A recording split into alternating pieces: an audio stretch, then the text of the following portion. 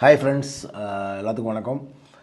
Challenge ரொம்ப சுவாரஸ்யமாக எனக்கே இருக்குது. இதனால் எனக்குள்ளேயே ஒரு கான்ஃபிடென்ட், ஏன்னா டெய்லி நான் போஸ்ட் பண்ணுறதுனால எனக்குள்ளேயே நான் அக்கௌண்டபிளாக அவங்கள க்ரியேட் பண்ணனால ரொம்ப கான்ஃபிடென்ட்டாக ஃபீல் பண்ணுறேன்.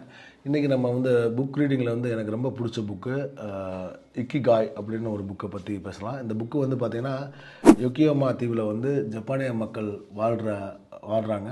அவங்க நீண்ட நாள் ரொம்ப சந்தோஷமாக வாழ்கிறாங்க. என்னடா அப்படின்னு பார்த்தோம்னா, அதை வாங்கி படித்து பார்த்தோம்னா அவங்க 4 விஷயந்தான் முக்கியமான விஷயம் சொல்கிறாங்க. என்னன்னா, ஒரு சிம்பிளான ஒரு வேலை இல்லாமல் ஒரு பிடிச்ச வேலையை எடுக்கிறாங்க. அந்த பிடிச்ச வேலையை அவங்க கைதேர்ந்தவங்களாக மாறுறாங்க. அந்த கைதேர்ந்த வேலை மக்களுக்கு தேவை உள்ள வேலையாக இருக்குது. அது மூலமாக அவங்க வருமானம் கட்டுறாங்க. இந்த 4 விஷயங்கள் பண்ணுறாங்க. இதுக்கு எக்ஸாம்பிள் எப்படி சொல்கிறேன்னா, ஒருத்தர் பிடிச்சி கார்டியாக் சர்ஜன் ஆகிறாரு. அவர் அந்த கார்டியாக் சர்ஜரின்றதை லவ் பண்ணி பண்ணுறாரு.